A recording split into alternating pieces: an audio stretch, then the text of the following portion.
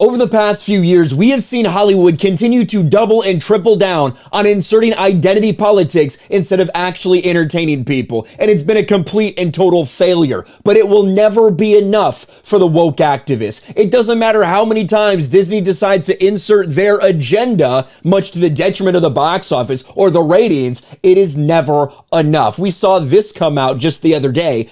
Disney, not gay enough for GLAAD, receives insufficient mark in annual LGBTQ inclusivity report card, despite however many gay failures that Disney did have, because again, when they make these movies, when they make these series, when they make these TV shows, now they're so much more interested in seeing what woke propaganda they can fit in there, instead of asking, what would entertain people? What would make people watch this? That's one of the reasons people have walked away from Disney. But one of the biggest backlashes we saw this year for Disney was actually the debut of the Little Mermaid trailer, which had nothing to do with LGBTQ representation. We all remember this. 3.3 million dislikes compared to 1.2 million likes. And Disney even came out and said, hey, we decided we wanted to really focus on diversity. We really wanted to focus on representation. And we're really proud that we have a race-swapped Ariel as Little Mermaid. Well, once again, when you play the woke game, it will never be enough, and it's not enough now. Look at what people are now asking for.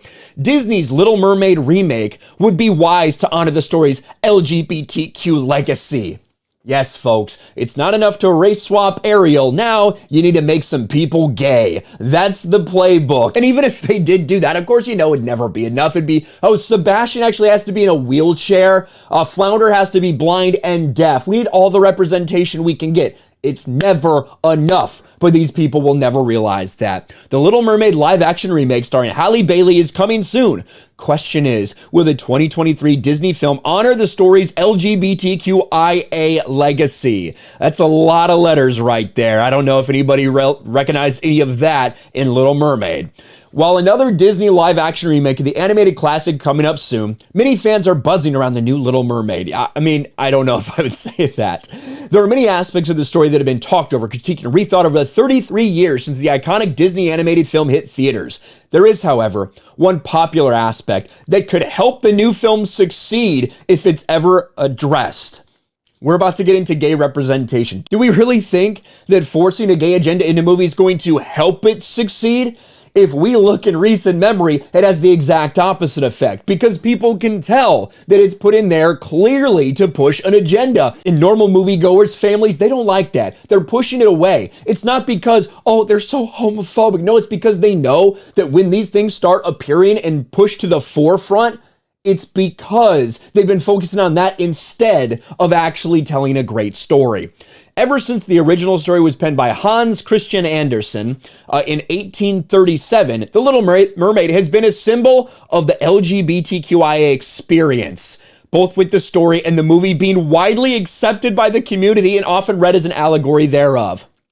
So you have gay people that have decided to make this all about them and fit their experience because they're trying to co-opt the Little Mermaid, and that's basically what I hear. Now, there have been, reports and rumors about Hans Christian Andersen potentially being gay. Everybody pretty much agrees that he actually died a virgin, but it is clear he had some urges for men, he had some urges for women, but because this is the way these people operate, because these woke activists can only imagine if they themselves are, say, black, gay, and disabled, they could only possibly tell a story about someone who's also black, gay, and disabled. So that's what they think everybody has to do. The reality is, it's not like that.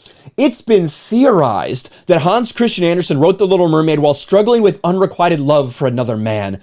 In this case, his relationship with Colin somewhat resembled the relationship between the mermaid and the prince in the story. Not sure exactly how that works, but hey, with that context in mind, so because we are theorizing that this guy wrote this based on him having sexual urges for someone, because we're making that up and putting this into the story, well, that also means then you can apply it to everything LGBTQIA+, whatever. Again, this is laughable, but this is the woke game. when you decide to go down this route, when you decide to tell everybody, we really wanted to be as woke as possible, we wanted to put agenda first instead of storytelling, we really wanted to put all of these things ahead of being true to the source material and the inspiration for this story, well then yes, of course, this is the route you end up heading down. Of course, The Little Mermaid can be read as an allegory for various LGBTQIA experiences, including being transgender, with the mermaid's tail becoming legs. So because Ariel grows legs, because she wants to be a real girl, that you put that on there. This is because you are looking at it through the context of fucking 2022. That's the only reason anybody could possibly assume that. But that's how these freaks work. That's how these woke activists work. So now they're advocating, hey, Disney, you better do this. You better honor the LGBTQIA legacy of The Little Mermaid or else. This is ridiculous. Most directly, the mermaid's assignment to win over the prince who sees her only as a friend in the fable easily parallels the tragically silent experiences with queer love in the 1830s. While the idea flew under the surface for centuries, in the modern era, the internet has become widely aware of this interpretation. I'm sure that the internet has. This entire thing is someone's interpretation of this, which they are desperately trying to beg and convince everybody that really Disney needs to honor the LGBTQIA legacy. And if you don't, it's going to let down all the gay people. You wouldn't want to do that, would you, Disney? You wouldn't want to let down the LGBTQ community. You said you loved us. Bob Chapek, he got on his knees for us. Bob Iger said how important we are, how much you want us represented in your films. You better do it for The Little Mermaid. It can never be woke enough. We see it time and time again. Let me know your thoughts about all of this in the comment section below. Who do you think they're going to make gay from Little Mermaid? My bet is on Flounder. I mean, let's just be real. In the cartoon, yeah, I could see that happening. What do you think? Let me know in the comment section below. Smash a like button, subscribe to the channel, ring the bell for notifications, share this video out there, and I'll talk to you later.